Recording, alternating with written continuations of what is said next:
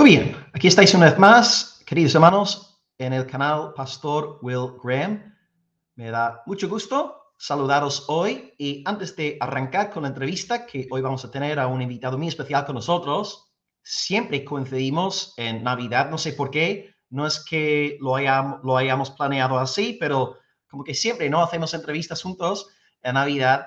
Voy a simplemente comprobar que estamos saliendo ahora mismo en YouTube y en Facebook y también, por favor, animaros a dejar un comentario, ¿ok? Si estáis siguiéndonos desde YouTube, desde Facebook, para ver si todo va entrando aquí en mi canal de StreamYard. Así que dadme, como siempre, unos 30 segundos de gracia. Voy a entrar aquí primeramente en YouTube, confirmar si se ve bien, si se escucha bien. Ok, let's see. YouTube, Pastor Will Graham. En efecto, ya estamos online en YouTube. Excelente. Y ahora voy a comprobar si estamos también en Facebook. A ver, Facebook. Let's see, Pastor Will Graham. Sí, muy bien. Está ahora mismo en vivo en Pastor Will Graham. Y voy a comprobar si está también en la otra plataforma, Pastor Will Graham 2.0. Un segundito. Excelente. Pues muy bien. Bueno, como siempre, queridos hermanos, lo que podéis hacer, siempre esperamos unos 10 minutos para que la gente vaya entrando. Sabéis que como regla general comenzamos con un grupo más pequeño y después de 10 minutos solemos alcanzar a 150, 200 personas. Ahora mismo tenemos a 180 hermanos conectados. Lo que podéis ir haciendo, mientras tanto, es ir dejando vuestros nombres, ciudades de origen, ¿ok? Y así, pues, os saludamos. La pregunta para hoy, como siempre estamos comenzando con una pregunta especial, la pregunta para hoy es muy sencilla, no es complicada. La pregunta es, ¿qué vais a hacer para Navidad? ¿Okay? ¿Qué planes tenéis para Navidad este año? Así que podéis decirme vuestros nombres, vuestras ciudades de origen y qué pensáis hacer para Navidad. Y luego, Dios mediante, a las 10:10, hora española, aquí son las 10 de la noche, 15, daremos lugar a nuestro invitado especial que va a estar hoy con nosotros aquí en vivo, el doctor César Vidal, a quienes, bueno, todos amáis, seguís y estamos muy agradecidos por todo lo que está haciendo en la esfera pública. Ok, así que voy a abrir el chat para que podamos ver los comentarios. Así que nombres, ciudad de origen y qué pensáis hacer este año para Navidad. Así que saludos de parte de John Hernán, ¿ok? Muchas gracias, John. Dinos, porfa, desde dónde nos estás siguiendo. Fernando nos está siguiendo desde Oviedo, en Asturias. Uf, me imagino que ahora mismo hará un frío por ahí en el norte. Nosotros aquí en Almería, gracias a Dios, hace un sol precioso. Y de hecho, cuando uno sale por la tarde, tiene que quitarse el chaquetón y salir, ¿no? Con una camiseta, un jersey. Pero ahora mismo por la tarde sigue haciendo bastante calor por aquí, ¿eh? Por la mañana sí que hace bastante fresquito. Muy bien, Wilson nos saluda desde Colombia, celebrará una cena familiar. Muy buena idea. Espero que haya pavo y patatas, ¿no? Al estilo británico. ¿Eh? Hay que comer bien a Navidad, es una regla. Muy bien, saludos también desde Caracas, Venezuela. Nos saluda Nairobis y en Navidad va a compartir con su familia si Dios quiere. Pues nada, muy bienvenida, Nairobis. Muy bueno verte por aquí, gloria a Dios. Freddy nos saluda desde Chiapas, México. Aleluya, estamos mexicanos también hoy con nosotros. Gloria al Señor. Luis Fabián nos saluda desde Ecuador. Ok. Gloria dice, para mí la Navidad son tradiciones de hombres. Bueno, hay tradiciones también que son legítimas, son lícitas, ¿verdad? Pablo nos dice, en Romanos 14, 5 al 6, nadie os juzgue en cuanto a días. Así que tenemos nuestra libertad en Cristo como para celebrar la Navidad para la gloria de Dios. Y el que quiere, ¿verdad? Celebrar la Navidad para la gloria de Dios tiene toda la libertad, toda la bendición apostólica como para hacerlo. El que no celebra el día para el Señor no lo celebra. Cada uno esté plenamente persuadido en su propia mente. Ok, Aaron nos saluda desde Lima, Perú. Muy bien. Simón desde New York. Uf, Simón, me imagino que ahora mismo ahí en New York hará un frío que pela, ¿no? New York, no sé si ahora mismo habrá nieve, pero sé que por ahí New York, uf, en estas fechas, uf, no me gustaría estar por ahí. Prefiero Almería. Gloria a Dios. Germán nos saluda desde Villa Carlos Paz, en Argentina. Ah, Germán, felicidades. Felicidades. Ya habéis ganado la Copa Mundial, ¿eh? Así que nada, qué pedazo de victoria. La verdad es que antes del partido, mi corazón decía Argentina, pero en mi cerebro decía Francia. Yo pensé que Francia iba a ganar, pero wow, qué sorpresa. Y me puse muy contento porque, claro, tenemos en la iglesia a 4 hermanos en membresía que son argentinos y nos gozamos grandemente con ellos. Así que felicidades, qué bonito. Y bueno, qué bien, Germán. Y sí, dice que va a comer mucho. Pues estupendo. Bueno, también hay que tener cuidado con la gula, que no deja de ser pecado. Muy bien. Tenemos un saludo desde Verónica, desde Washington State. También otro sitio bastante frío ahora mismo, ¿no? En estas fechas de diciembre. Fausto, desde Pereira, en Colombia, Navidad deseamos compartir en familia y cenaremos una deliciosa ensalada. Ok, bueno, ensalada. Ok, está bien. Yo prefiero pavo y patatas, ¿no? Claro, como tiene que ser. Muy bien. Desde Suiza nos saluda Ana Sánchez. Ok, Ana, me imagino que no eres, bueno, suiza de nacimiento, ¿no? Con un apellido como Sánchez. Pero nada, felicidades, hermana. Es una alegría tenerte hoy con nosotros. Gabriel desde Uruguay. Ok, Gabriel, bienvenido al programa. Edgar también nos saluda desde Guatemala. Daniel desde Uruguay también, otro uruguayo. Gloria a Dios. Está Elvis desde Lima, Perú. Ok, estupendo. Pues gloria al nombre del Señor. Pues vamos a ir dando inicio más o menos a la entrevista porque aquí en España ya son las 10:09 y siempre damos este marco de 10 minutos antes de empezar las entrevistas. Antes de arrancar ahora con la entrevista y poner aquí en la pantalla nuestro invitado especial, os comento que hay una encuesta si estáis siguiéndome en el canal de YouTube. Tenemos aquí una encuesta que tiene algo que ver con el libro que vamos a estar estudiando hoy, que es este tomo, Los primeros cristianos, del doctor César Vidal. Y en un momento os voy a presentar a César, que está aquí con nosotros, está conectado desde Estados Unidos. Pues la pregunta en el chat de YouTube es, y esta pregunta será la última que lanzo hoy a César, ¿es la Iglesia Católica Romana un fiel reflejo del cristianismo primitivo? ¿Okay? ¿Es la Iglesia Católica Romana un fiel reflejo del cristianismo del primer siglo? Es una pregunta para la audiencia y podéis ir dejando vuestras respuestas y como siempre a finales del programa yo leeré pues el resultado de la encuesta. Así que ahí tenéis la encuesta en YouTube. Si me estáis siguiendo desde Facebook no podréis contestar, no podréis responder a la encuesta. Entonces lo que podéis hacer es entrar en YouTube y emitir ahí vuestra decisión. También os pido oración de manera urgente, porque antes de subir al despacho me equivoqué de infusión y me he puesto una infusión de Duerme Bien de Mercadona. Vosotros que sois españoles conocéis muy bien Mercadona, ¿verdad? Mercadona, Mercadona. Y claro, yo estoy ahora súper cansado. Después de tomar un par de tragos de este té, hermanos, me están entrando unas ganas de dormirme. Así que orad para que no me quede hoy dormido. Pero bueno, como vamos a estar con César Vidal, dudo de que entre ya en sueño. Bien, entonces la encuesta, muy bien, el tema del té. Y también anunciaros un par de libros más que acaban de salir, ¿verdad? Están recién sacados del horno. Hicimos una entrevista hace 2 días con Israel Pérez, el libro ya está en Amazon, Redescubriendo la Fe Verdadera, el título es Los rasgos distintivos de la fe. Y hicimos una entrevista con Israel de nuevo hace 2 días en mi canal de YouTube. Si queréis conseguir el libro, está en Amazon. Simplemente cuestión de poner los rasgos distintivos de la fe.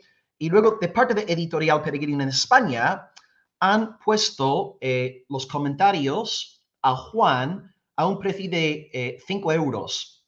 El primer tomo de la colección, Juan 1 al 6, lo he dejado a una familia de mi iglesia local, pero yo tengo aquí los 2 tomos. Y ahora vais a ver la razón por la que nunca debéis dejar a vuestros niños en el despacho con pegatinas en la mano. Mi hija es artista. La dejé a solas el otro día en el despacho con pegatinas y mira lo que he hecho. Increíble. Todo el libro, el otro también cubierto de pegatinas. Así que bueno, ahí tenéis también, estamos intentando fomentar buena literatura, ¿verdad? Para el pueblo de Dios, pero hoy vamos a estar centrándonos concretamente en este magnífico libro de nuestro querido hermano César Vidal. Así que bien. Ok. Os digo hoy que también por primera vez vais a poder lanzar preguntas a César. Creo que César ha estado con nosotros en 4 o 5 ocasiones. Es la primera vez que está con nosotros en este nuevo canal, ya que el año pasado me eliminaron la cuenta. Y curiosamente, en el mismo día le eliminaron la cuenta a nuestro hermano César. Increíble. En el mismo día nos eliminaron la cuenta a los dos. A veces pienso que yo y César somos como gemelos, ¿no? Separados al nacer.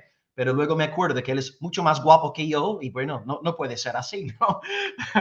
Así que bueno, ya está. Entonces vamos a dar lugar ahora a nuestro querido invitado y se está convirtiendo ya en una tradición porque creo que César y yo, no sé cuántos años hemos coincidido en Navidad. Así que a partir de hoy, cuando la gente me pregunta qué hago para Navidad, voy a decir, bueno, paso tiempo con mi familia, como pavo y patatas, abro mis regalos y entrevisto a César Vidal. Se está ya convirtiendo en una tradición. Así que sin más preámbulos, vamos a dar la bienvenida a nuestro querido hermano que nos está, bueno, está ahí con nosotros desde Estados Unidos. Leo una pequeña presentación. César es español de nacimiento, es presentador, abogado convertido en historiador y autor.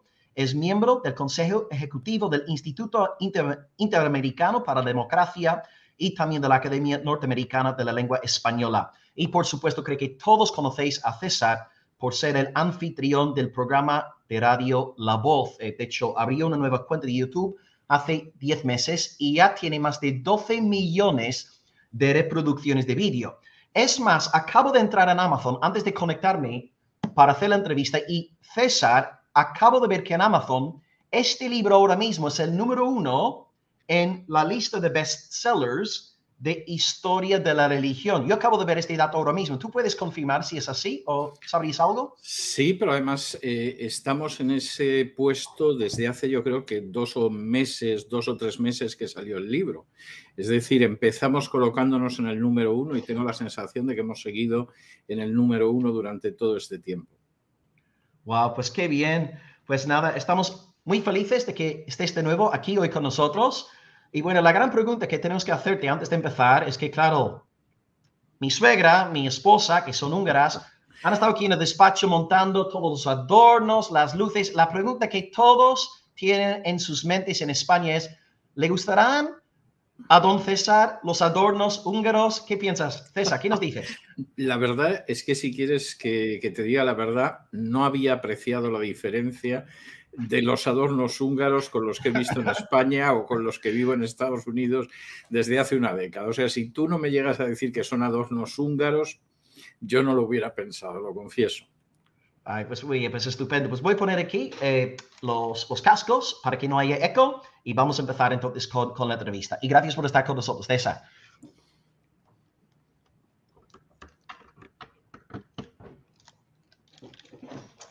Muy bien. Bueno, para romper un poco el hielo, antes de empezar con algo más serio, ¿qué sueles hacer en estas fechas, César? ¿En Navidad tienes algún hábito, alguna costumbre? Mira, yo todos los años, como generalmente acabamos agotados por lo que es la primera parte de la temporada de la radio y la primera parte de la temporada de la televisión, yo todos los años me prometo hacer el vago en Navidad y no lo consigo ningún año.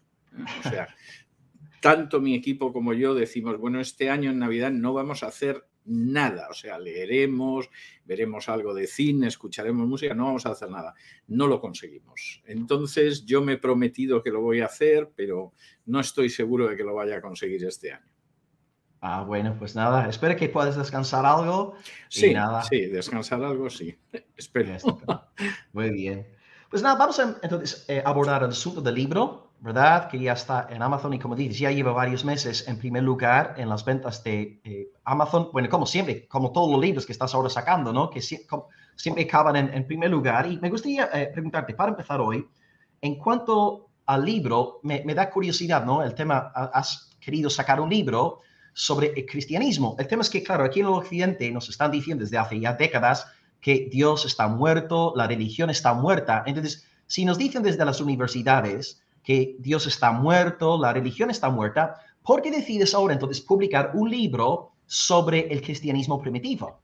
Bueno, yo supongo que porque he visto a lo largo de más de 40 años que esa afirmación no solo no se corresponde con la realidad, sino que es una estupidez. Eso era lo que se decía cuando yo entré por primera vez en la universidad en 1975 y todavía teníamos por delante en aquel entonces la revolución islámica en Irán, el avance de las iglesias evangélicas en Hispanoamérica y en África, en fin, multitud de fenómenos muy relacionados con cuestiones religiosas.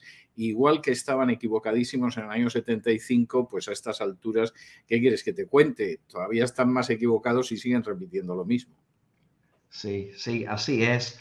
Y ahora, muchos también dicen o argumentan al menos que los recuentos de la iglesia primitiva son, en el mejor de los casos, ficción.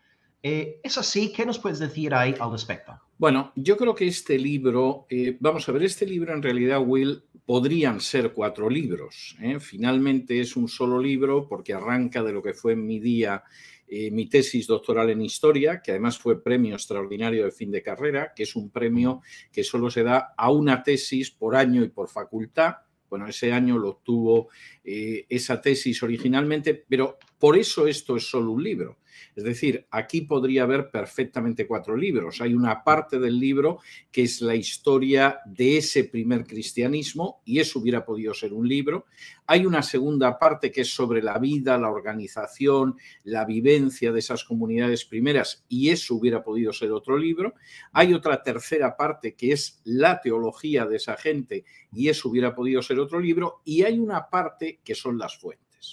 Entonces, cuando tú vas a las fuentes históricas, primero, las fuentes históricas no son solo cristianas. Las fuentes cristianas son muy antiguas, son muy detalladas, son muy fiables y además nos dan mucho material. Pero tú tienes unas fuentes que son clásicas, incluso hostiles, que nos permiten reconstruir esa situación. Tú tienes un historiador de primer orden que estaría entre las fuentes clásicas y las fuentes judías, que es Flavio Josefo, que contiene referencias también en ese sentido. Tú tienes luego una inmensa cantidad de fuentes rabínicas que casi nadie conoce, pero que son muy, muy interesantes para ver la historia desde el otro lado, que son tremendamente agresivas y tremendamente negativas hacia esos primeros seguidores de Jesús, pero que curiosamente están diciendo lo mismo que dicen. Es decir, ellos no pueden negar que Jesús hacía milagros, pero dicen, bueno, pero ¿por qué era un brujo? En realidad lo podía hacer porque era un brujo. Ellos no se les ocurre negar la responsabilidad en la ejecución de Jesús y dicen, pues claro que sí, y los primeros entre nosotros decidieron que había que matar a Jesús, pero porque Jesús extraviaba al pueblo. O, evidentemente, Jesús dijo que era Dios, pero eso no puede ser, porque también dijo que iba a volver y hasta el día de hoy no ha vuelto. Y entonces esas fuentes desde el otro lado de la trinchera confirman muchísimos datos del Nuevo Testamento. Y junto con eso hay otras fuentes arqueológicas reducidas, pero que yo en mi libro menciono. Es más, todas esas fuentes arqueológicas han pasado, por decirlo de alguna manera, por mis manos, en Galilea, en Judea, etcétera, porque una parte de mi trabajo en aquel entonces, a finales de los años 80, fue ir identificando todas esas fuentes, fotografiarlas, etcétera. Entonces, el conocimiento que nosotros tenemos de ese cristianismo primitivo, primero, es muy amplio, no es solo de una de las partes, no es solo con una visión al estilo de Quo Vadis o El signo de la cruz o cualquiera de estas películas de Hollywood, y además es enormemente amplio como para contar mucho de cómo era ese cristianismo, lo que creía ese cristianismo y cómo vivía ese cristianismo. Y seguramente para muchos puede implicar la sorpresa de que a lo mejor no se parece tanto a lo que esa persona está viviendo hoy en día. Wow, qué bueno y qué experiencia más linda poder estar ahí en carne propia en Israel, ¿no? Haciendo esta obra, estudiando las fuentes arqueológicas. Wow, qué pasada, gloria a Dios, qué bien. En cuanto a las fuentes, y pensando en las fuentes cristianas, está desde luego el doctor Lucas. Sí. ¿Tú considerarías como historiador, por ejemplo, en nuestra iglesia local, Palabra de Vida Almería, mi cuñado, de hecho, acaba de empezar una serie en la iglesia, él está predicando a partir del Evangelio de Lucas. Como historiador, ¿tú considerarías a Lucas como una fuente fidedigna? Porque sabemos que muchos liberales han estado criticando a Lucas. ¿Qué dirías tú en cuanto a tu conocimiento Vamos de a ver, este tema? Lucas es increíblemente exacto como historiador. Mm. De hecho, por ejemplo, durante el siglo XIX, pero hay gente que no se enteró de esto y ha seguido en el XX y en el XXI, hubo una campaña feroz contra Lucas que aparentemente se podía sostener diciendo, bueno, vamos a ver, Lucas a determinados magistrados los llama de tal manera y sin embargo Suetonio o Tácito los llaman de otra manera. Bueno, pues evidentemente Suetonio, Tácito, historiadores clásicos, tenían la razón y Lucas pues era un pobre aficionado, un amateur que se equivocó. A finales del siglo XIX empiezan las grandes excavaciones arqueológicas en Asia Menor, que era parte del Imperio Romano, en lo que sería parte de la Europa Oriental, del Mediterráneo Oriental hoy en día, y también en Oriente Medio. ¿Y qué nos vamos encontrando? Nos vamos encontrando con que el que era meticulosamente exacto en la terminología era Lucas, y los que eran bastante descuidados eran historiadores de la talla de un Suetonio o de un Tácito, lo cual resulta tremendo. Pero es curioso, siempre que Lucas utiliza una terminología, esto para el lector superficial de los hechos puede que no tenga mayor importancia, para los historiadores sí que la tiene, Lucas es extraordinariamente meticuloso y exacto, cosa que no se puede decir de otros historiadores a los que nadie les negaría ese puesto, ¿no? Yo creo que Lucas es uno de los primeros historiadores de la antigüedad. Está por delante de Heródoto, está por delante de lo que podría ser un Suetonio, no tendría por qué tener ningún complejo ante un Tito Livio, ante un Tácito, y desde luego es muchísimo más imparcial de lo que pudiera ser Julio César. O sea que en ese sentido Lucas tiene un lugar, pero además un lugar de honor entre los grandes historiadores, es enormemente exacto. Y no solamente estoy hablando en términos históricos, es muy exacto en términos geográficos, en terminología de oficios, y no te quiero contar ya en la terminología médica, porque claro, ahí se nota que efectivamente él era un médico y eso se aprecia mucho en el Evangelio, pero se aprecia muchísimo en el libro de los Hechos. Sí, wow, fascinante. Pues gloria a Dios, qué bueno saberlo. Amén. Pues qué bien.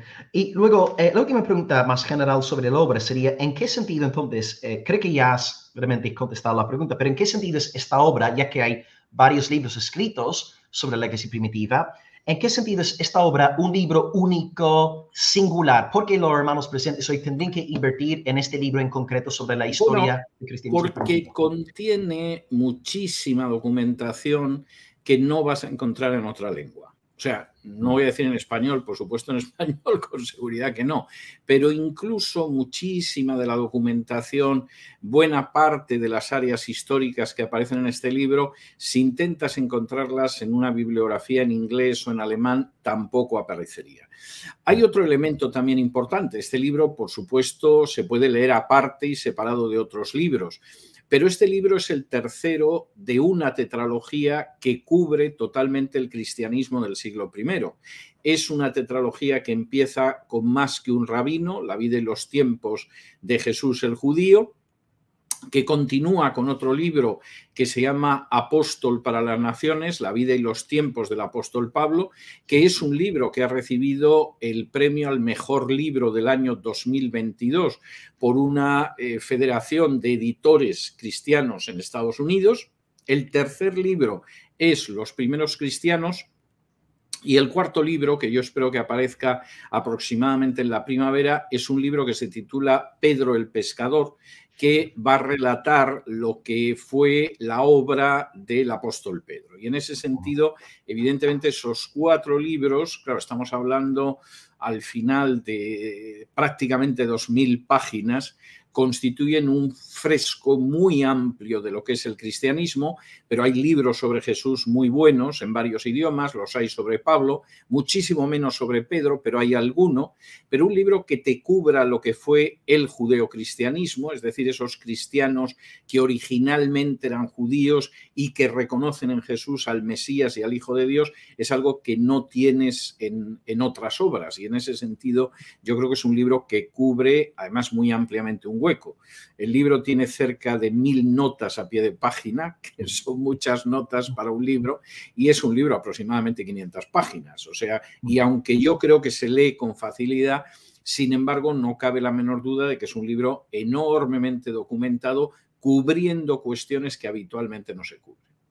Wow, no sabía de lo que has comentado sobre Pedro el Pescador. ¿Esto también saldrá publicado con También, VIH? sí, también porque es una tetralogía que está publicando y ese va a ser el último, ese será yo creo que va a ser la primavera del 2023 y con eso concluirá la tetralogía. Wow, estupendo. Mira, y aprovechando, sé que todavía no estamos en la sesión de preguntas de parte de la audiencia, pero está de hecho mi cuñado presente que te ha preguntado cuántos libros has escrito en total, doctor César.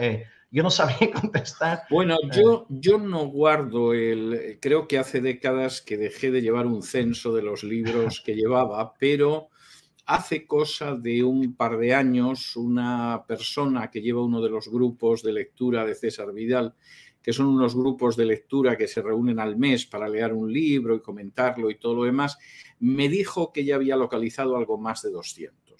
Pero es un testimonio indirecto. Yo puede que haga, con seguridad, en más de 20 años que dejé de contar mis libros. Ah, pues muy bien. Pues nada, a lo mejor podéis llamar al doctor Lucas, ¿no? Para que él... Bueno, Lucas llevaría eso con mucho más orden que yo, vamos, Sí. no me cabe la menor duda, ¿no? Pues muy bien, estupendo, pues ya está. Pues preguntas entonces más específicas ahora sobre el libro.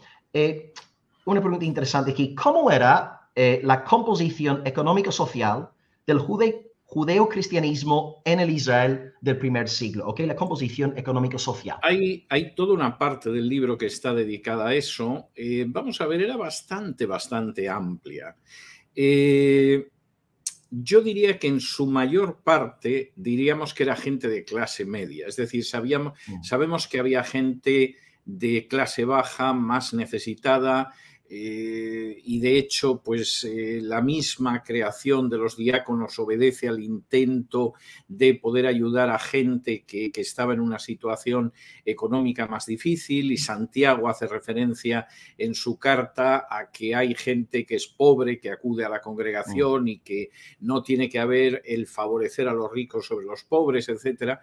Pero en su mayor parte parece que era gente que ahora denominaríamos clase media, lo cual no quiere decir que viviera como nuestra clase media, ¿no? Pero gente que efectivamente pues tenía pequeños negocios, era pequeño funcionariado, era gente que practicaba algún tipo de oficio. La mayor parte sabemos que estaban ahí.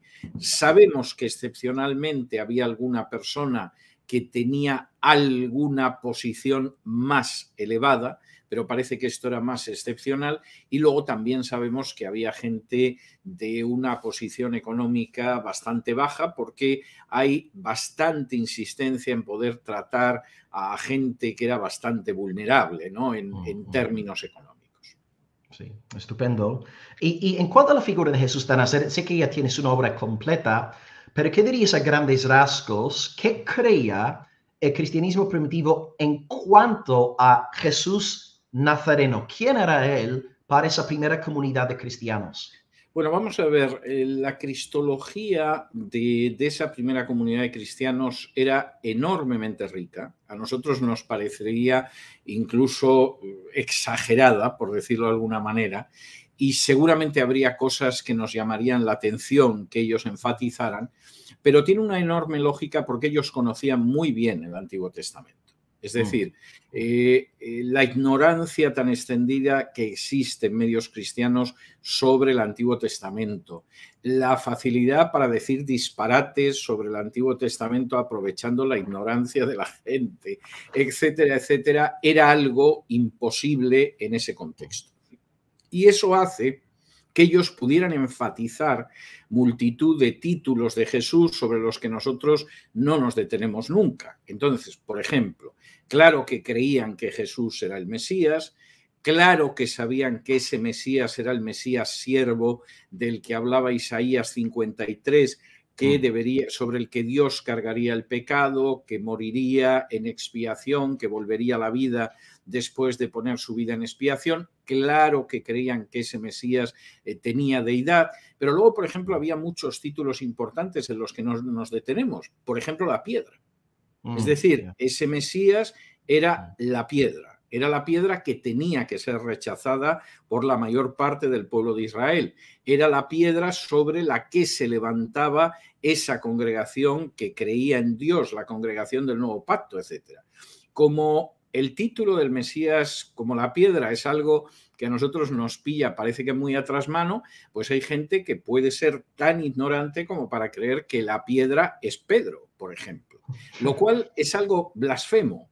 O sea, es absolutamente blasfemo, porque la Biblia es muy clara y ellos podían apelar al Salmo 118, al libro de Isaías, etcétera, en el sentido de que la piedra solo puede ser el Mesías y además el Mesías como el propio Jehová, tal y como dice el libro del profeta Isaías. Y como decía Pedro, es curioso que cuando Pedro habla de la piedra, nunca es para decir que la piedra es él, sino que la piedra es Cristo y que no hay otro fundamento sobre el que se pueda construir y que no hay otro nombre dado a los hombres por el cual podamos ser salvos. Por poner un ejemplo, pero hay multitud de títulos cristológicos en los que nosotros no reparamos, que sin embargo para ellos eran muy importantes porque tenían una referencia muy clara a las profecías mesiánicas del Antiguo Testamento.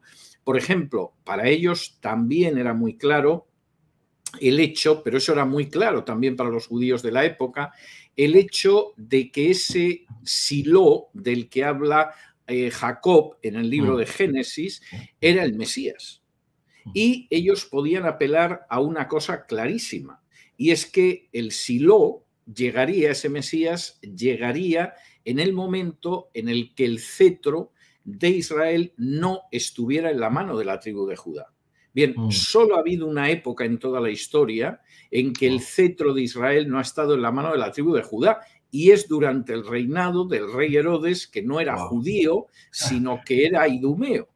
De manera que ellos podían decir, pero si es que no hay otra época, o sea, o el Mesías nace ahora o no puede nacer. O, por ejemplo, ellos podían apelar a la profecía de las 70 semanas, nada que ver con lo que se suele contar sobre la profecía de las 70 semanas, que suele ser escatología ficción, pero sobre lo que dice Daniel, y entonces decían, bueno, pero si es que el Mesías nace ahora, o sea, no puede ser de otra manera, y además el Mesías muere precisamente, la vida se le quita a mitad de esa última semana, de la semana 70, que es ahora, o sea, es que Jesús ha muerto cuando tenía que morir, el año que tenía que morir el Mesías. Entonces, la gran diferencia que había al final entre lo que podía creer un esenio o un fariseo sobre los textos mesiánicos y lo que creía un judío que era cristiano, no era que interpretaran los textos distintos. Todos ellos creían que eso eran profecías mesiánicas. La gran diferencia es que un fariseo decía, esto tiene que venir. Y un esenio decía, y esto tiene que venir. Y alguno diría, y no puede tardar mucho. Mientras que esos seguidores de Jesús decían, no, no, que tiene que venir, no, que ya ha venido. Y se llama Jesús. Y como dice Pedro hablando con el Sanedrín, y encima vosotros lo matasteis. Y os tenéis que volver a Dios, porque si no vais a tener que afrontar las consecuencias de lo que hicisteis. Y eso es lo tremendamente importante.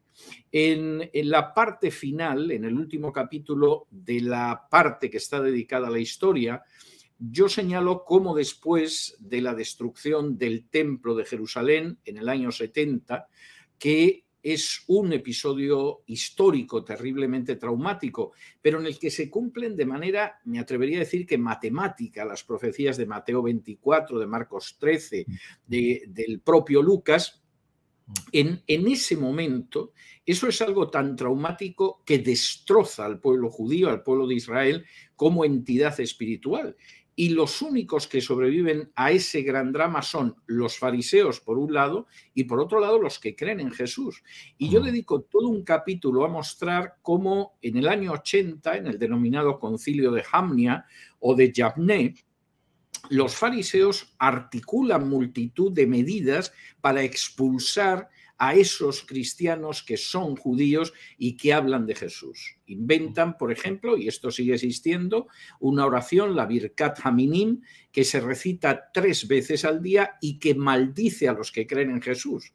De manera que una de dos, o realmente tú te quedabas en la sinagoga totalmente y maldecías 3 veces al día a aquellos que habían sido tus hermanos, o por el contrario, tenías que salir totalmente de ese contacto con el nuevo judaísmo ya controlado por los fariseos, separarte totalmente porque querías seguir manteniendo tu fe en Jesús y tu comunión con otros cristianos que no eran judíos. Y al mismo tiempo se va operando una serie de cambios en el comportamiento en la sinagoga, en los textos que hay que leer, en las interpretaciones de la Biblia, para privar a los seguidores de Jesús de armas teológicas. Por ejemplo, Isaías 53 deja de leerse en la sinagoga. No se volverá a leer en la sinagoga por 2000 años. Por ejemplo, los 10 mandamientos que se leían de manera regular desaparecen, porque el gran temor que ellos tienen es que un judío que cree en ese maldito que se llama Jesús, de pronto diga, veis, Dios dio 10 mandamientos y no 618 como vosotros pretendéis con vuestras tradiciones. De manera que fueron cambiando el culto de la sinagoga, la interpretación de los textos, etcétera, y eso queda consignado en las propias fuentes judías, y es enormemente interesante. De ahí que a mí me parezca tan ridículo esa gente que te habla de las fuentes judías del cristianismo y lo que te hace es irte a aquellos judíos que expulsaron a patadas de las sinagogas a los que creían en Jesús. O la gente que te dice que te va a edificar espiritualmente la lectura del Talmud, donde, por ejemplo, se dice que Jesús es el hijo bastardo de una adúltera y que además hicieron bien en ejecutarlo y que ahora está en la gehenna sufriendo en medio de excrementos en ebullición. Y entonces cuando tú oyes esto dices, bueno, definitivamente usted no ha leído el Talmud, no sabe de lo que habla y está extraviando a la gente, no sé si por ignorancia o por mala fe, pero realmente lo que usted dice es disparatado. Wow, vaya, cuántas cosas. Tenía ganas de que siguieras hablando. Yo te quedé disfrutando. Es como una clase gratis, ¿no? Yo creo que la gente que lea el libro va a disfrutar mucho porque de pronto se va a encontrar con cómo veía esa gente de la época de Jesús esas profecías y se va a encontrar con el hecho de por qué aquella gente que vio a Jesús no tenía más remedio que decir, este es el Mesías. Es decir, este es el Mesías, porque siempre hemos sabido que el siervo, el Evet Yahvé o el Evet Adonai de Isaías 53 es el Mesías, pero es que ahora nos hemos encontrado con uno que hemos creído que es Dios quien lo ha condenado porque lo ha condenado el Sanedrín, que han decidido su muerte con los delincuentes, pero que luego lo han sepultado con los ricos y que después de poner la muerte en expiación se ha alzado de la muerte, etcétera. Pero si es que no puede ser más que Jesús. Fíjate hasta qué punto esto era un problema, porque además Jesús nació y murió en la época que las Escrituras dicen que tenía que nacer y morir el Mesías, que el propio Talmud reconoce que la época de la aparición del Mesías se pasó. Es decir, el Mesías tenía que haber llegado en una época, esa época se ha pasado y no ha aparecido. No es que no haya aparecido, es que no queréis ver que ha aparecido. Y entonces, como no ha aparecido, pues tenemos que llegar a la conclusión de que, bueno, Dios habrá cambiado las fechas y en cualquier caso, sobre este tema mejor no hablar. Mejor no hablar porque al final hay gente que podría llegar a atar cabos. Wow, fascinante. Justo antes, cuando estábamos hablando del tema de Cristo como la piedra y como Pedro mismo atribuye esta descripción a Jesús, me vino a la mente 1 de Pedro 2:4, claro, cuando él está diciendo a las 5 iglesias de Asia Menor, Ponto, Galacia, Capadocia, Bitinia y Asia, él dice, 1 de Pedro 2:4, acercándoos a él, piedra viva, desechada ciertamente por hombres, mas para Dios escogida y preciosa. Ahí tenemos el propio Pedro reconociendo que la piedra profética de la tradición de Israel es, en efecto, como ya has dicho, Jesús Nazareno. Gloria a Dios. Y si sigues leyendo, cuando él habla de la piedra de tropiezo, él está citando a Isaías, pero si tú vas a ese texto de Isaías, es el propio Jehová el que está hablando. Es decir, lo que dice Pedro es tremendo, porque claro que el Mesías es la piedra, pero es el Mesías como el propio Jehová.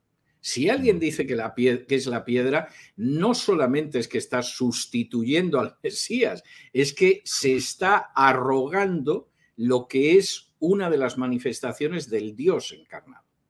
Wow, gloria al Lo cual Señor. es extraordinariamente grave.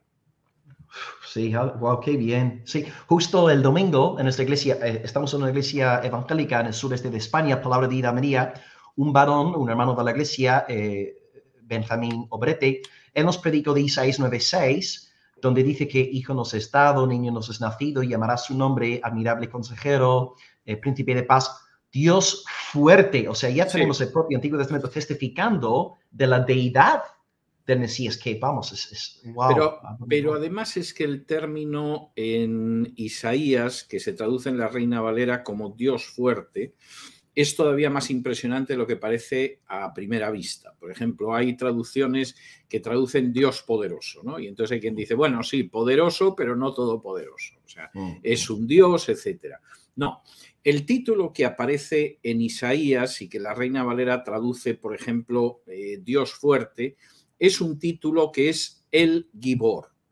El Gibor es un título que solo aparece en Isaías. Y todas y cada una de las veces que aparece en Isaías es un título único y exclusivo de Jehová. Es decir, el niño que iba a nacer, que además es muy interesante, o sea, el niño nace, pero el hijo se nos da, y esto es importante, es decir, Jesús como niño tuvo un inicio y nació, pero como hijo no nació, sino que nos fue dado, porque era eterno. Al mismo tiempo se dice que es el mismo El Gibor. Y el Gibor es un título única y exclusivamente relacionado con Jehová. No es cualquier dios por ahí perdido de Canaán, no es cualquier dios del paganismo, etcétera, sino que es un título que corresponde única y exclusivamente al único Dios verdadero. La afirmación ahí de deidad del Mesías es tremendamente fuerte, igual que en Miqueas 5:2, cuando se habla de que el Mesías nacerá en Belén, pero se habla de que sus salidas son desde la eternidad. Es decir, no es un ser humano, sin duda, pero no es ni de lejos solo un ser humano. Y quisiera decir que esto es algo que, por ejemplo, para la gente que conocía el Antiguo Testamento era mucho más evidente que para nosotros. Te voy a dar un ejemplo porque me parece importante. Por ejemplo, nosotros hemos oído en multitud de ocasiones la expresión de que el Hijo del Hombre viene sobre las nubes, ¿no? Y entonces la gente se imagina las nubes y encima Jesús, etc. La expresión venir sobre las nubes es una expresión específica del Antiguo Testamento para el propio Dios actuando en juicio. No es necesariamente literal. Isaías habla de cómo Jehová sobre las nubes va a entrar en Egipto. Es decir, es el juicio del propio Dios. Y eso lo encuentras en Amós, lo encuentras en distintos profetas. Cuando el profeta en muchas ocasiones quiere decir Dios mismo ejecuta juicio, utiliza que viene con las nubes. Si tú recuerdas, en el proceso de Jesús, cuando en un momento determinado el sumo sacerdote ya dice, ya te tengo, Jesús, es cuando Jesús dice, verás al Hijo del Hombre sobre las nubes. Y entonces él grita, blasfemia, acaba de decir que es Dios. Este sujeto miserable, este Galileo, se acaba de definir como Dios. Ningún ser, salvo el propio Dios, puede venir sobre las nubes. Ha dicho que es Dios, ha blasfemado, merece la muerte. Y esto a nosotros se nos pasa. No hemos crecido en ese ambiente de esperar las profecías, de estar empapado del contenido del Antiguo Testamento, de conocer lo que significa específicamente esos términos, y se nos va. Pero para esta gente era darse de manos a boca con una realidad que habían esperado durante siglos. Y eso explica, bueno, infinidad de cuestiones que viven esos primeros cristianos y explica también las armas de sus enemigos para intentar neutralizarlos. Wow, tremendo, wow, fascinante. Pues vamos a tener que invitarte a predicar, no sé, en Almería, ¿eh? Así que tiene... Me gustaría, no es posible por cuestiones de seguridad, pero quién sabe, quién sabe. Claro, si te vienes para acá te secuestramos, ¿eh? Ya no vuelves a Estados Unidos. Pues muy bien. Pues la siguiente pregunta tiene que ver, de hecho, 3 personas ya han hecho la pregunta en la bandeja de entrada Y no es exactamente, hay varias personas que me han preguntado sobre tu postura escatológica porque ya hablaste de las 70 semanas, pero en cuanto a la primera comunidad, ¿qué podemos decir entonces en cuanto a la escatología? Porque sé que es un tema en Internet que siempre está, Sí, sí. ¿verdad? ¿Cuál era la escatología, digamos, axiomática, esencial de la Bueno, iglesia vamos a primitiva? ver. Esos primeros cristianos tenían una visión escatológica muy bíblica y estarían absolutamente espantados con lo que vemos en Internet, en libros, etcétera, etcétera. Es decir, si a una de esas personas tú de pronto le desplegaras esta especie de calendario escatológico, dispensacionalista, etcétera, estarían, eso sí que en ese momento hubieran pensado que estáis llenos de vino dulce, como en el día de Pentecostés, porque verdaderamente no hubieran podido creer cosa semejante. Vamos a ver, la esperanza de la segunda venida de Cristo era muy importante entre esos primeros cristianos, pero dice mucho de ellos que era gente que en general no enloqueció. El único caso que tú ves en ese sentido, y parece más bien que eran unos descarados que unos locos, son esos de Tesalónica que dijeron, bueno, la venida puede que estar muy cerca, dejamos de trabajar, ¿no? Y Pablo dijo, bueno, pues entonces tenéis que dejar de comer porque el que no trabaje, que no coma, que no es una frase de Lenin, como creen muchos, sino que es una frase del apóstol Pablo. Pero en términos generales ellos tenían una visión de la escatología enormemente sencilla, es decir, ellos esperaban la segunda venida de Cristo, esperaban que además se produjera esa resurrección de justos e injustos y esperaban que efectivamente había un destino eterno vinculado a la decisión que tú hubieras tomado en relación con el Mesías e Hijo de Dios en el curso de tu vida. Y realmente todo, no me atrevo a llamarlo sofisticación, porque es que no creo que sea sofisticado, yo creo que es novelesco. Toda esa novelería escatológica que sufrimos ahora es algo que sinceramente no se les hubiera pasado jamás por la cabeza, ¿no? Y la interpretación de muchos pasajes, que ahora es una interpretación popular, porque la gente no sabe que su existencia es de los últimos 4 siglos, pues evidentemente es algo que no tenía ningún tipo de sentido para ellos, ¿no? Hay que decir también, en honor a la verdad, que claro, el siglo I es anterior a la Reforma, es por lo tanto anterior a la Contrarreforma y por lo tanto no podía existir un sistema escatológico como el dispensacionalismo que crearon 2 jesuitas españoles que se llamaban Lacunza y Rivera para intentar dinamitar a la Reforma. Y entonces, pues claro, es que las situaciones de 1500 años después no era la que vivían esos primeros cristianos y por lo tanto evidentemente no tenían ese tipo de puntos de vista. Y si me permites una nota casi cómica, pero no me puedo resistir a ello, si esa gente del siglo I hubiera oído que Ros, Mesec y Tubal son Rusia, Moscú y Tobolsk, yo no sé si se hubieran muerto de un infarto, se hubieran puesto a reírse a carcajadas, primero porque Ros es la palabra hebrea para jefe, no tiene nada que ver con Rusia,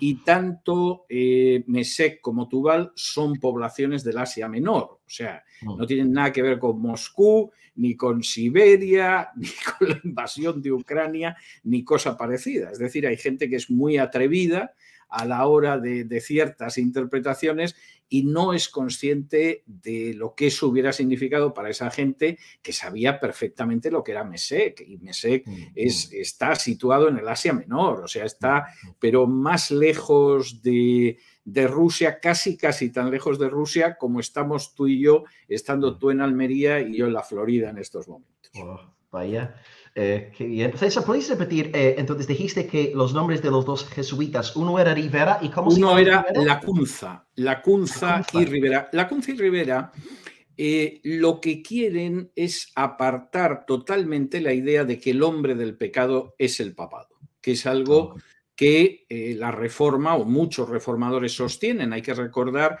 que en el prólogo original de la Biblia del Rey Jaime de 1611, prólogo que suelen suprimir en algunas ediciones modernas de la Biblia del Rey Jaime, se afirma de manera tajante que el Papa es el anticristo. y que efectivamente, y es el anticristo, porque pretende que es la piedra, que solo es Cristo, pretende que es la cabeza de la Iglesia, que solo es Cristo, pretende que hay que estar unido a Él para la salvación, cuando la salvación solo viene por la unión con Cristo.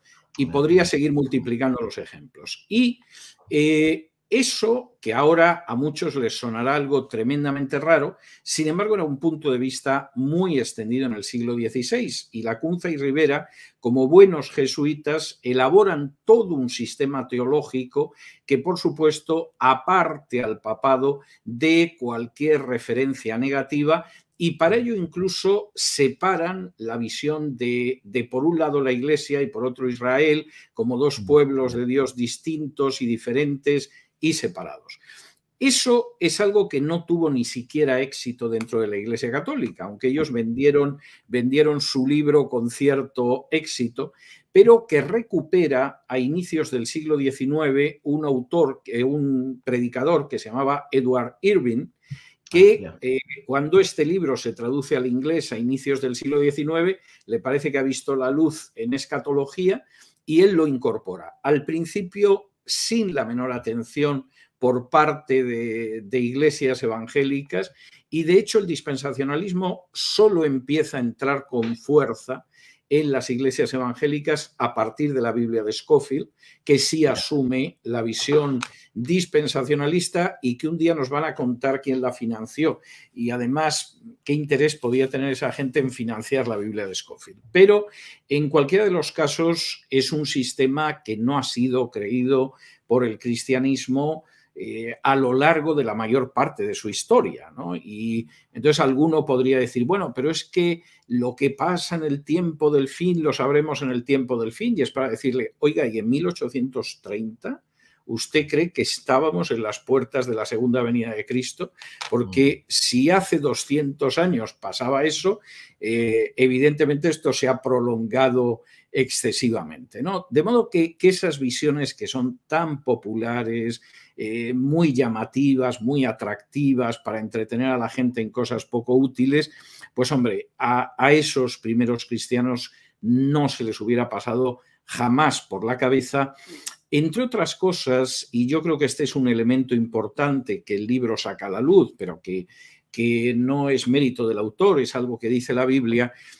La Biblia es muy clara en el sentido de que el centro de la vida del cristiano es Cristo. Es Dios y es Cristo. El cristianismo es teocéntrico y cristocéntrico. Y sin embargo, lamentablemente, hemos ido avanzando hacia un cristianismo que es egocéntrico. Es decir, el cristianismo es interesante porque Dios hace lo que yo quiero. Yo, como si fuera un mago, invoco, proclamo, confieso lo que quiero y entonces Dios hace que eso se convierta en realidad. O el curso de la historia pues va a ser el que a mí me apetece que sea, porque el centro de la historia soy yo. Bueno, esto es muy humano, pero no es en absoluto cristiano.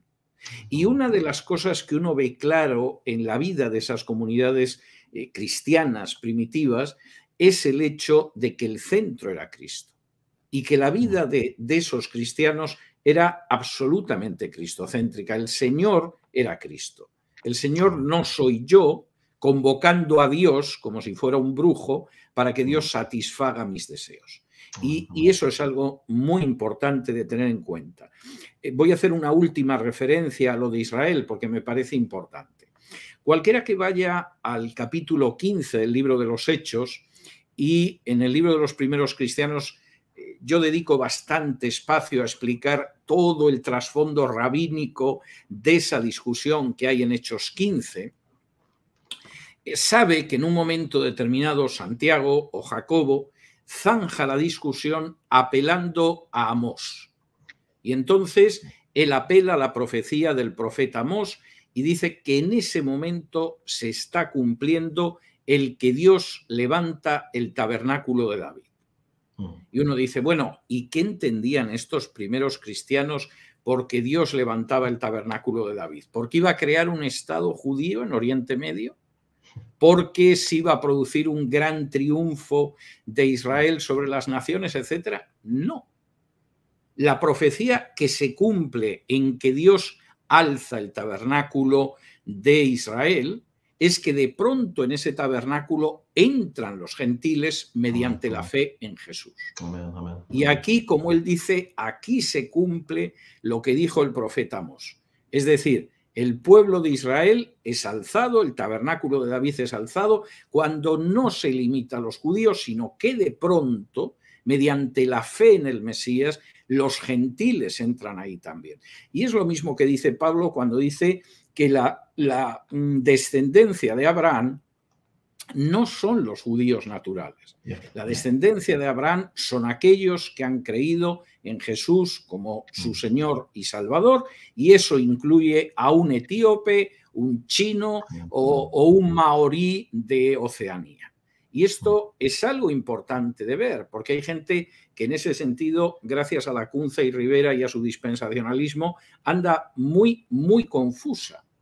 Y sobre todo pasa por alto el hecho importantísimo que tenían muy claro esos primeros cristianos de que la salvación no deriva ni de pertenecer a una organización, ni de pertenecer a una nación, ni de pertenecer a un grupo social o a una raza, sino que la salvación es algo que está vinculado al hecho de recibir a través de la fe el sacrificio expiatorio de Cristo en la cruz. Cuando una persona pone la fe en ese sacrificio expiatorio, es justificado no por obras, sino que es justificado por la fe. Y esto es enormemente importante. Wow, amén. Wow, gloria al Señor. Amén. Qué bueno. Pues bien, me quedan dos preguntas más. Está bien, está bien. Yo la verdad es que he perdido el tiempo en el que estamos. Estoy muy entretenido y lo estoy pasando muy bien. O sea que no sé exactamente el tiempo que llevamos charlando. Está muy bien. Sí, vamos a ver, son aquí en España, son las 11 de la noche casi. Y luego bien. lo que quiero hacer también es recibir algunas preguntas de parte de la audiencia, porque sé que nunca hemos hecho esto antes. Yo tengo un par de preguntas ahora sobre cómo aplicar los principios del libro a la actualidad. El tema es que ya empezaste a hablar sobre el tema del Concilio de Jerusalén, y una pregunta que tengo aquí, la penúltima, tiene que ver con el tema de los judaizantes en la actualidad. Yo sé que tú sacaste una enseñanza magnífica que fue, yo no sé cuántas miles de veces se ha descargado aquel vídeo sobre los judaizantes. ¿Cómo, yo no sé, qué puede hacer la Iglesia para deshacerse de esta herejía judaizante que yo no sé, aquí en España también ya está entrando, en América Latina, en Colombia, el año pasado, se dieron 40.000 bajas en las iglesias evangélicas de Colombia por cuestiones relacionadas con el movimiento judaizante. ¿Qué podemos hacer como evangélicos para atentar contra eso? Pues es que realmente esto indica que al final la enseñanza que se da en muchos lugares no es muy sólida. Y como diría Pablo, llega un viento de doctrina y es lo que el viento se llevó. O sea, esa es la realidad.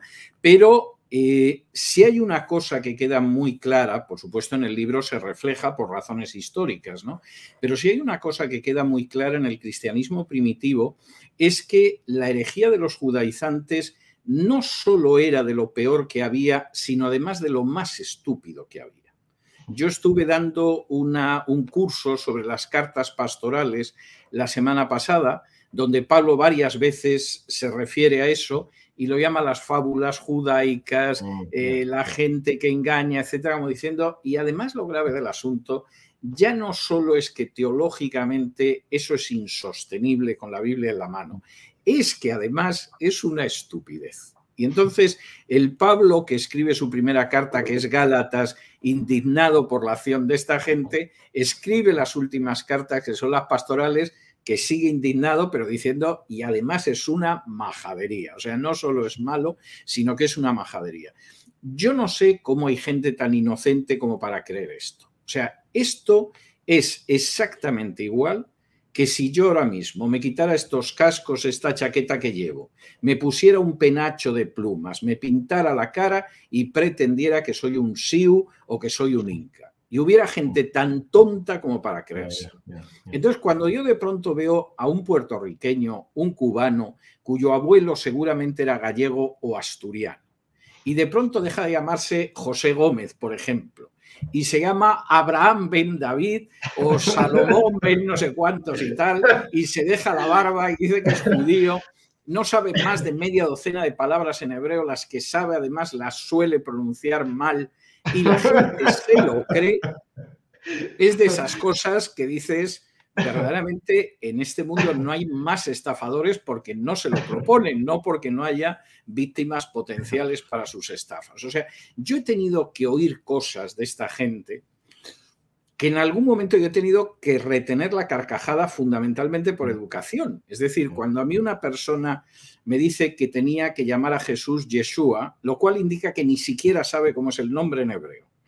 No lo voy a decir aquí, no sea que alguno lo aprenda y luego lo vaya contando, pero quiero decir que Jesús en hebreo no es Yeshua, por mucho que se repita. O sea, eso indica que ya no sabes ni siquiera el terreno que estás pisando, ¿no?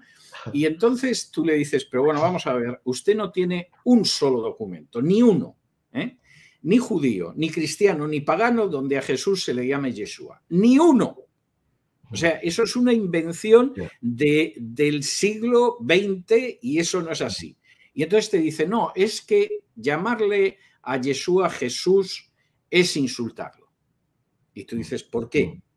Y entonces te dice, porque sus en hebreo significa caballo. Y tú dices, ¿y qué tiene que ver una cosa con la otra? O sea, ¿usted de verdad es así de tonto? Solo lo finge.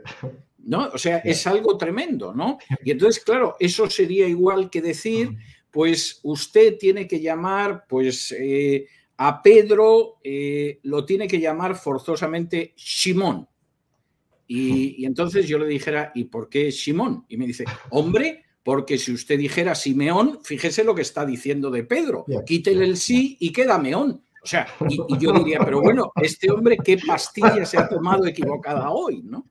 Entonces, los argumentos que dan, las cosas que dicen son tan absolutamente ridículas que tú dices, bueno, hay que estar muy, muy, muy sumido en la ignorancia como para prestar oídos a esta gente. En algún caso, incluso hay que vestir de una manera concreta, ¿no? Tú dices, pero vamos a ver, infeliz, si usted se está vistiendo como los judíos ya del siglo XVIII. O sea, yo recuerdo una vez que estuve hablando de una de estas traducciones judaizantes, que es horrible, en una iglesia, ¿no? Y me vino un grupo de esta gente y se me coloca en la primera fila, todos disfrazados de judíos hasídicos y todos con una cara de indígena americano innegable. O sea, ninguno de estos había venido de un gueto en Polonia o en Ucrania, algo así, moviéndose para arriba y para abajo. Y entonces yo los estaba viendo y yo decía, pero esta gente, ¿qué hace disfrazada de hasidim del siglo XX? O sea, esta gente viene disfrazada. Ningún judío de la época de Jesús iba así. Ni siquiera en la Edad Media los judíos iban así. O sea, ¿de qué va disfrazado usted, ¿no? De verdad, Fes, por favor, no cuentes más anécdotas graciosas. Es que estoy llorando. Es que no, yo no puedo tener que ir a no, pero es que de verdad que es increíble. O sea, tienes que oírles unas cosas que tú dices, pero usted sabe de lo que está hablando. Es así. Bueno, la última pregunta es, a ver, sí, tenía que ver con la Iglesia Católica Romana y, por cierto, esto tiene que ver con la encuesta que hemos hecho en YouTube. Voy a entrar un segundito en YouTube a ver cuál ha sido el resultado. ¿Tuvisteis la oportunidad, hermanos, a la hora de votar en la encuesta? Estoy entrando ahora mismo en YouTube a ver cómo ha quedado la encuesta, y tenemos 600 votos. Voy a finalizarlo. A ver, el resultado final. ¿Es la Iglesia primitiva un fiel reflejo ¿Es la Iglesia Católica Romana un fiel reflejo del cristianismo primitivo? No, 91%, 91% de 600 votos, y un sí, 8%. Así que habrá un 1% ahí que se nos habrá perdido. No contesta. Bueno, vamos a ver. Yo creo que lo más exacto sería utilizar esa frase que aparece en las películas de Hollywood, donde dice que todo parecido entre lo que se narra en esta película y la realidad es pura coincidencia. Es decir, todo parecido entre la Iglesia Católica Romana y el cristianismo primitivo es pura coincidencia.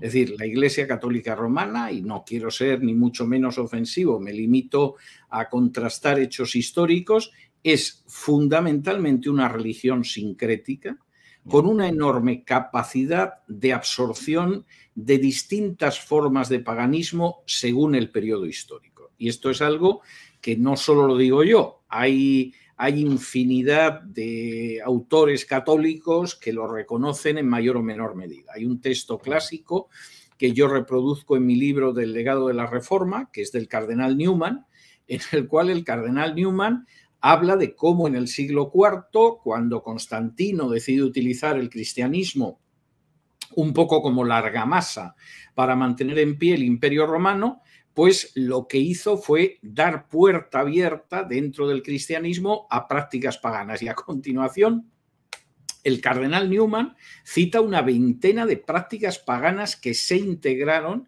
en el cristianismo y reconoce, por ejemplo, que el culto a las imágenes todavía tuvo que esperar un tiempo.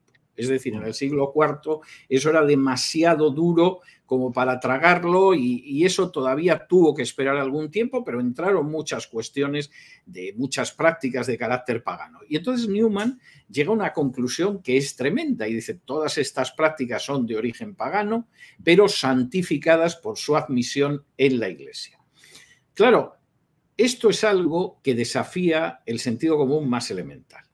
Si en ese brebaje que tú te estás bebiendo, que te vas a caer de sueño en un momento de estos, porque además es de esos tés calmantes, etcétera, yo vierto arsénico, el hecho de que el arsénico se mezcle con el brebaje relajante no lo convierte en algo relajante. La realidad es que el veneno convierte ese brebaje en una ponzoña y como te lo bebas sí que te vas a dormir, pero el sueño eterno, porque efectivamente el veneno es veneno.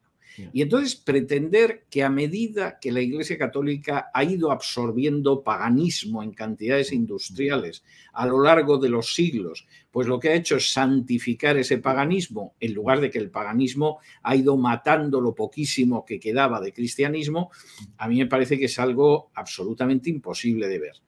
Es verdad que mucho de ese paganismo en algunos lugares no se percibe tanto porque entró hace muchos siglos. Muchísima gente, si supiera en España lo que había debajo de la iglesia a la que va, la diosa que se adoraba en ciertos santuarios marianos, etcétera, etcétera, se quedaría sorprendido porque eso se produjo hace más de 1500 años.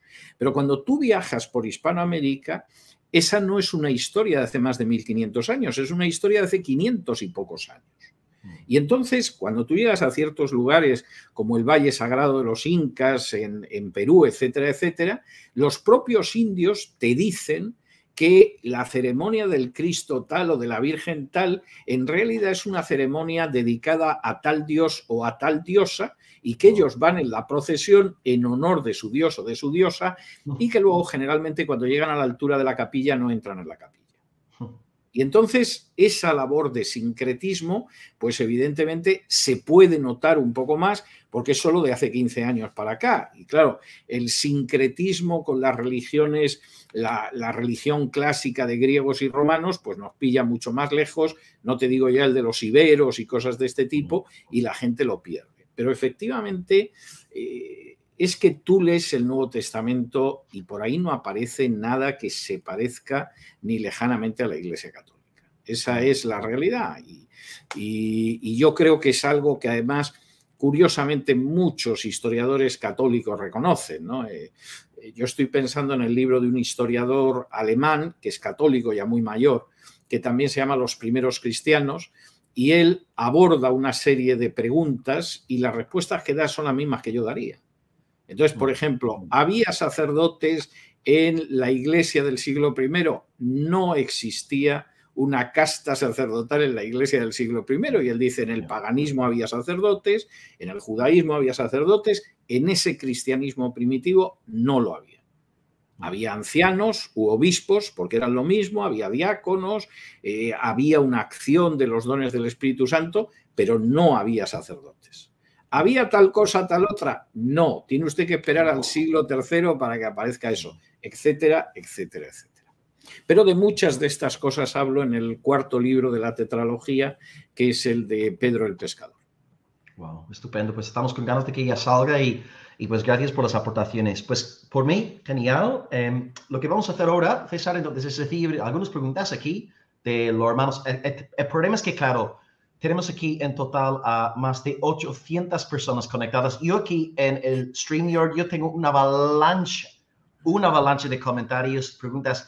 No sé cómo escogerlas, pero bueno, yo no sé si te vendría bien estar aquí un rato más contestando algunas de ellas. Sí, me puedo quedar un ratito. Tengo una entrevista con Chile dentro de un ratito, pero tengo todavía para quedarme un ratito con vosotros. Sí, encantado. Pues, hermanos, pues antes que nada, muchísimas gracias a don César Vidal por estar con nosotros. Ha sido, vamos, impresionante. Creo que lo que vamos a tener que hacer es volver a ver el vídeo. Yo sé que en algunas partes del vídeo voy a hacer pausa, volver a escuchar, tomar apuntes. Hemos aprendido mucho hoy juntos. Lo que vamos a hacer ahora, claro, el problema es que yo aquí, como acabo de decir a César, en StreamYard tengo mis 3 plataformas conectadas a StreamYard. Esto significa que todas esas preguntas de Facebook, de YouTube, me están entrando ahora mismo y como os podéis imaginar, hay un montón de preguntas porque somos más de 800 personas aquí ahora mismo conectadas. Así que lo que voy a hacer entonces es animaros a lanzar preguntas. Como siempre os digo aquí en los lives, que sean preguntas hechas en buena fe, que no haya ningún tipo de pregunta trampa, ninguna pregunta hecha con mala uva, como dice aquí en España. Si son preguntas legítimas, honestas, preguntas realmente, la persona lanza la pregunta con ganas de aprender, pues sí, vamos a recibir tales preguntas. Así que somos más de 800. A partir de ahora podéis entonces ir lanzando preguntas y bueno, son las 11:15 hora española. ¿Qué tal, César, si quedamos 15 minutos? ¿Te iría bien 15 y paramos? Sí, está bien. 11:30 hora española. Podemos llegar hasta y media, sí, claro. Ok, estupendo. Y luego pues nos despedimos. Veo por la ventana del fondo que yo todavía tengo sol, por poco tiempo, pero todavía hay sol, o sea que podemos aprovechar el sol. Pero ahí en Miami, ¿estás en Miami ahora mismo? ¿Hace sol en Miami? ¿Estás Bahía? Sí, yo creo, se está poniendo ya, pero verás al fondo que hay así una línea gris, eso es la ventana y todavía hay sol. Yo creo que habrá todavía por un cuarto de hora más o menos sol, o sea que vamos a llegar hasta la puesta del sol. Muy bien, muy bien. Pues nada, David Cartagena pregunta para ti. Mi pregunta para César es, dice, ¿cuándo duerme? Este tipo es increíble. Bueno, César, una pregunta difícil. ¿Cuándo duerme? Yo intento dormir 8 horas al día. De verdad que lo intento. Lo que pasa es que las duermo a pedazos. Yeah. Es decir, generalmente yo duermo del orden de unas 6 horas por la noche y procuro dormir una siesta después de acabar la radio y todo, un par de horas para poder trabajar tarde y noche, hacer la segunda jornada de trabajo, y eso lo puedo hacer gracias a la siesta. Pero quiero decir que el productor de mis programas, que es Isaac Jiménez, que es creyente y además es más joven que yo, tiene un horario de sueño que todavía es más peculiar que el mío. Yo hay veces que de pronto me despierto por la mañana, pues por la noche para ir al baño y miro los correos, aprovecho para mirar los correos y todo, y me lo veo despierto, o que me acaba de escribir. Y alguna vez le he escrito y le he dicho, oye, vamos a ver, aquí es esta hora, pero allí todavía es de madrugada, ¿qué haces levantado? Mañana a esta hora empezamos. Y entonces él me dice que él aprovecha cualquier momento para dormir. O sea, él trabaja las horas que tiene que trabajar y de pronto dice, ahora me voy a tomar 2 horas porque el cuerpo no me aguanta, y entonces duerme 2 horas y sigue trabajando. Pero esto nos lo podemos permitir porque somos bachelors, es decir, porque no tenemos niños en casa, porque no tenemos una esposa, etcétera. Si tuviéramos que llevar la vida civilizada de la mayoría de la gente, esto sería bastante más difícil. Pero yo creo que tanto en mi caso aquí en Estados Unidos como Isaac en España, hemos terminado encontrando una manera de adaptarnos, de dormir el tiempo suficiente y de trabajar bastantes horas. ¿Sí? Wow, gracias a Dios. Ok, es que genial. Ahí está David, entonces la pregunta contestada. Ok, siguiente. Esto tiene que ver con algo que sucedió mejor recientemente el mes pasado. El tema de la Eucaristía, la Santa Cena, la Mesa del Señor.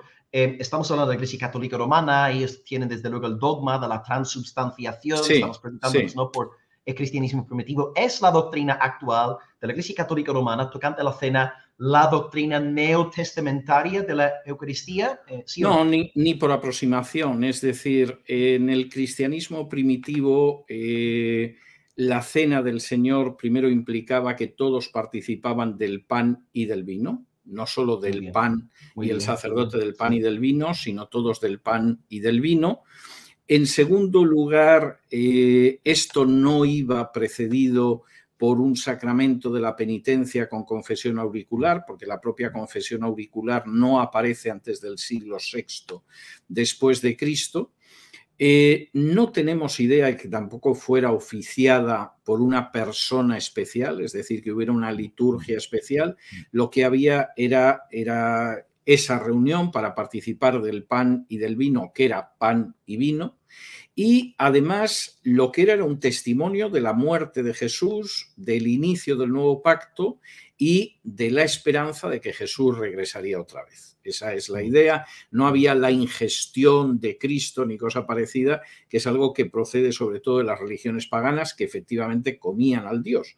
Eso es algo que los españoles encontraron también al llegar a Hispanoamérica y se pusieron muy contentos, porque se suponía que los indios ya estaban medio catolizados, puesto que también ingerían a su Dios.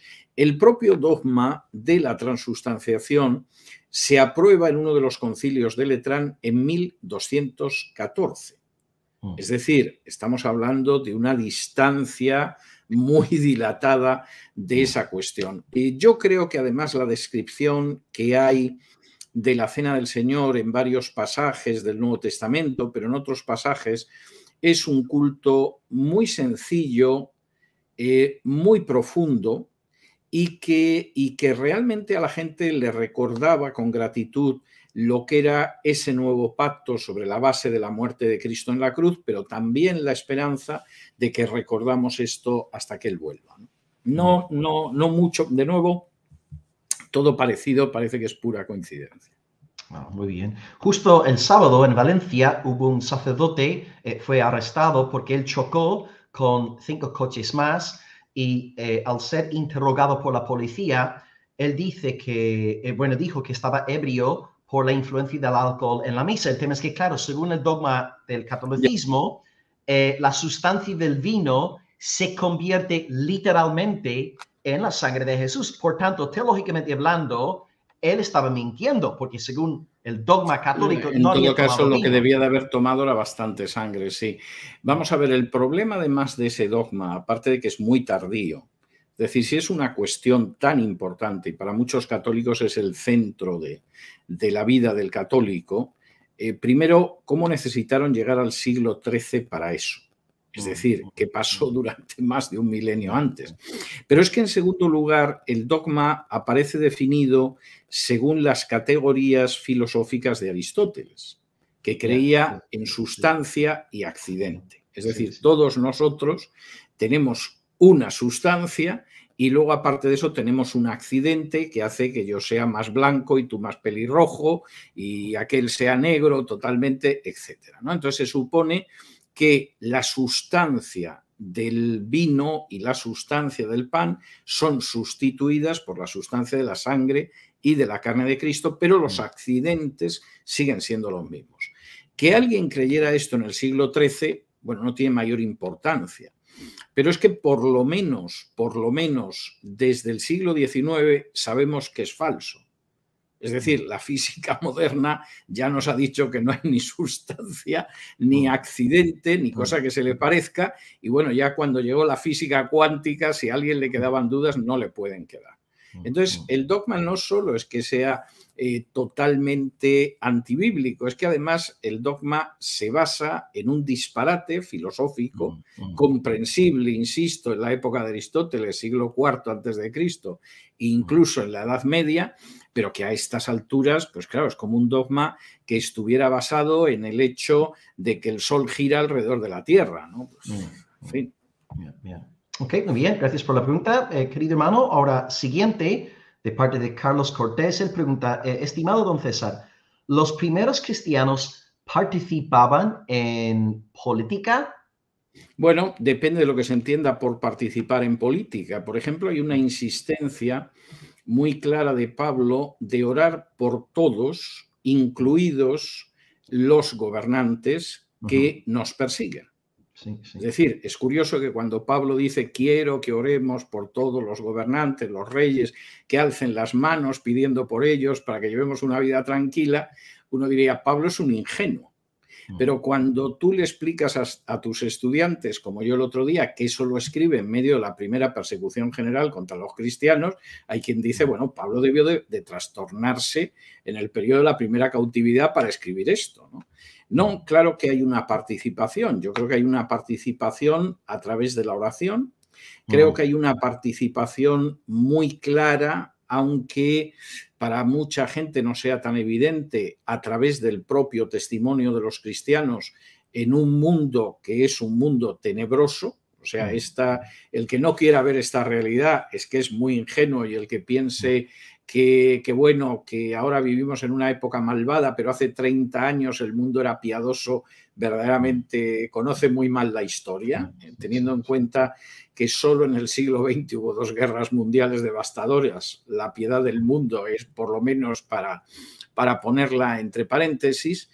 Y luego, vamos a ver, yo creo que si se entiende por participación de los cristianos en la política el hecho de que en un momento determinado militen en un partido político, cosas de ese tipo, yo creo que es una cuestión de conciencia. Creo que hay ejemplos históricos muy positivos, por ejemplo, en la lucha contra la esclavitud, en la aprobación de leyes que tenían que ver con las condiciones de trabajo de los niños y de las mujeres, etcétera. Hay cuestiones que son muy positivas en cuanto a esa intervención de los cristianos, pero también creo que los cristianos que piensan en la política deberían colocar con mucha rectitud y sinceridad de corazón sus propósitos delante del Señor, porque lamentablemente hay ocasiones en que al final la dinámica de la política pues puede acabar arrastrando a esa persona hacia lugares indeseados. Hoy yo estaba intercambiando correspondencia con un hermano que vive en Carolina del Sur, al que no conozco, pero a cuyo padre es posible que conociera porque fue misionero en España, en una zona en la que yo vivía, etc. Y en un momento de la conversación, este hermano me habló de un conocido común, que tenía más o menos la edad de él y que yo lo conozco también. Y en un momento determinado me decía, esta persona en la universidad, dice, se fue desviando. Escribió un libro de memorias, cuenta todos sus éxitos en el terreno de la economía, en el terreno académico. No hay ni una sola referencia al Señor en su vida, ni cosa por el estilo. Dice, es algo ausente. Y a los dos nos preocupaba que en el caso de esta persona, que es una persona de indudable talento, sin embargo, al final las inquietudes de este mundo lo han ido atrayendo mucho más que al hecho de tener una vida centrada en el Señor y una vida que tenga como centro a Cristo. Y creo que hay que ser muy prudente, porque la política no es la única gran seductora, pero ciertamente la política puede ser muy seductora y acabar haciendo que una persona salga del sendero por el que tiene que ir. Excelente, pues gracias por esas palabras de sabiduría, excelente. Bueno, aquí tenemos un tema también muy bueno, candente ahora. Havnav pregunta, ¿qué opina el doctor César Vidal de la sola escritura? ¿Estás de acuerdo con sola escritura? Pues ese es un principio, es uno de los pilares de la Reforma, pero tengo que decir que ahí la Reforma no inventó nada, recuperó algo que estaba en el Nuevo Testamento de manera muy clara.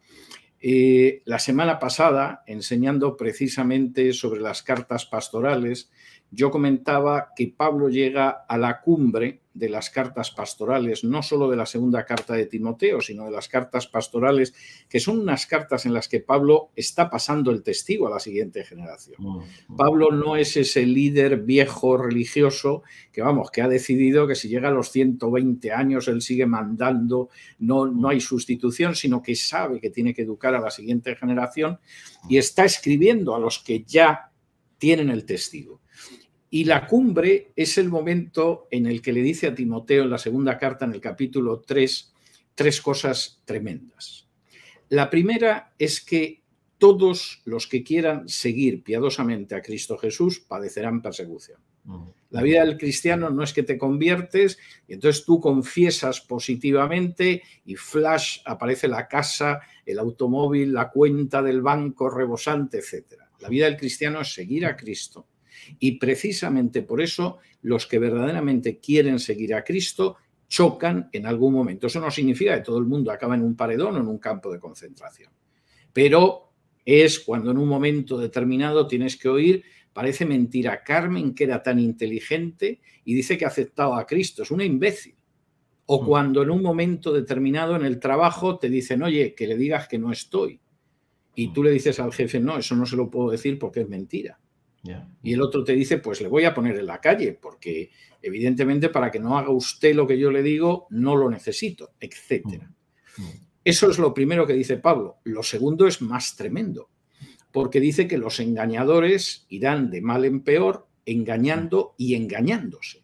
Es decir, el embustero ya llega a un extremo en que no solamente a la gente le dice que no diga Jesús sino Yeshua, sino que además hay un momento que, a pesar de la cara de mulato caribeño que tiene, acaba convenciéndose de que desciende directamente de Abraham, en términos físicos. Es decir, engañan y se engañan y es terrible. Y casi parece que al llegar a ese punto, pues Timoteo dice: bueno, Pablo, ¿y qué hacemos?, ¿no? Y entonces Pablo llega a la tercera cuestión, que es la cumbre de esas cartas. Aférrate a las escrituras que conoces desde que eras niño y de las que te persuadiste. Tú tenías un papá que era pagano, pero tenías una mamá y una abuela que te educaron en la Biblia. Y la Biblia sirve para dos cosas. Y aquí la sola escritura está muy clara, pero están también los otros sola de la Reforma. Sirve para hacerte sabio y que conozcas la salvación por la fe en Jesús. Amén. Eso es lo primero. Es decir, la sola escritura, la salvación por la fe y el solo Cristo. O sea, no te aferres a lo que dice Pedro, que sabes que es el primer papa, o lo que dice la jerarquía de la iglesia tal. Aférrate a las escrituras, porque esas escrituras te enseñan que la salvación es por la fe en Jesús, no por nada más. Y segundo, como todas las escrituras están inspiradas por Dios, son provechosas y son las que te van a dar los instrumentos para ser un cristiano cabal. De manera que, en ese sentido, yo creo que uno de los principios teológicos de los que a mí me parece que no hay la menor duda ni el menor matiz es precisamente el de la sola escritura o sola escritura, y no es una invención de los reformados, es algo que aparece en la Biblia y que aparece en muchísimas ocasiones, pero ese pasaje de Pablo es clarísimo. Frente a cualquier cosa, Timoteo ni siquiera dice: piensa en mi ejemplo, acuérdate lo que te dije, o mira cómo era Lucas. No, aférrate a las escrituras, porque efectivamente las escrituras no solo te muestran el camino de salvación, sino también cómo comportarte cabalmente en este mundo. Amén, amén. Wow, excelente, así es. No puedo decir nada sino amén a esto. Gloria a Dios. Pues bien, César, muchísimas gracias por todo. Vamos a decir, hermanos, una pregunta más y ya está. Dejamos a César en paz y vamos, ha sido magistral hoy. Así que vamos a acabar con esta pregunta de David, que está, a ver, ¿qué tipo de influencia ejercía el helenismo en los primeros cristianos? Y con esta pregunta ya podemos... Está muy bien y efectivamente hay bastantes referencias a esta cuestión en mi libro de los primeros cristianos. Yo diría que todavía más en mi libro de Apóstol para las Naciones sobre Pablo. Los primeros cristianos supieron perfectamente nadar en las aguas del helenismo y no contaminarse con el helenismo. Y este es un aspecto en el cual el caso de Pablo es más claro que el de los judeocristianos, al que está dedicado los primeros cristianos. Pablo es un personaje que, por un lado, era judío y era el sector más estricto del judaísmo, como él dice, fariseos, los perushim, educado por Gamaliel el Viejo, etc. Era un ciudadano romano administrativamente, lo cual le venía muy bien, supongo que como a mí el ser ciudadano americano, y al mismo tiempo, y esto es muy importante, es un personaje que crece dentro de ese mundo helenístico, que lo conoce muy bien, que sabe manejarlo muy bien y que no se deja contaminar por él. Es decir, por ejemplo, la familia de Pablo pudo enviarlo a la Universidad de Tarso, que era una de las grandes universidades de Asia Menor, y prefirió mandarlo a Jerusalén, a pesar de que mandar a un niño fuera siempre te duele en el alma, precisamente porque la educación espiritual que iba a recibir era mucho mejor. No me voy a alargar mucho con esto, pero quisiera dar alguna pincelada. Si uno lee, por ejemplo, la carta a los Colosenses en griego y uno conoce el lenguaje de la gnosis, la carta a los Colosenses, a pesar de que es una carta breve, es un escrito verdaderamente prodigioso. Pablo desmonta totalmente el edificio espiritual de la gnosis, que era muy parecido al de la nueva era, a la New Age actual, lo desmonta totalmente, lo despedaza, utilizando además la propia terminología griega. Entonces, cuando ellos dicen, bueno, nosotros tenemos el conocimiento, la gnosis, etc., él dice, no, todos los tesoros de la sabiduría en quien están encerrados es en Cristo. Cuando ellos en un momento determinado te hablan de que podemos ser pequeños dioses, algún falso maestro ahora diría Jehová Junior o algo de este tipo, Pablo te dice que no, que la plenitud de la deidad en quien habita es en Jesús. Amén. Cuando ellos te están hablando de, bueno, manténgase aparte de determinadas prácticas, etcétera, etcétera, etcétera, Pablo te puede hablar de cómo Jesús fue plenamente hombre y que eso del no toques, no palpes, no gustes, se puede parecer muy espiritual, pero por mucho que seas vegano o vegetariano, no eres mejor que tu vecino que come chuletas. O sea, olvídate de ese tipo de razonamiento, ¿no? Y en ese sentido es impresionante y eso se ve muy bien en los viajes. Yo reconozco que el problema es que, claro, se conoce poco el Antiguo Testamento, es difícil conocer bien la historia clásica, pero cuando uno conoce la historia y la religión clásicas, leer el libro de los Hechos es fascinante siempre, aunque no la conozcas. Pero si además la conoces, es fascinante, es decir, la capacidad de Pablo de adaptarse a situaciones paganas sin convertirse en un personaje sincrético, es fascinante. El discurso de él, la predicación de él en Atenas, es la persona que está horrorizada de estos atenienses que no paran de inclinarse ante los dioses, de rendir culto a las imágenes, etcétera, etcétera, y al mismo tiempo saber utilizar un resquicio de eso y citar autores clásicos para presentar el Evangelio.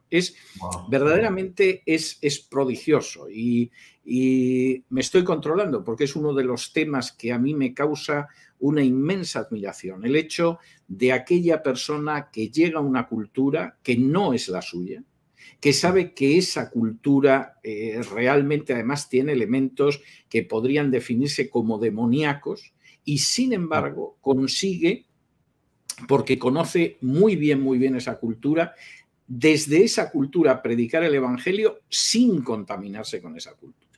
Y en ese sentido, Pablo es un personaje verdaderamente prodigioso.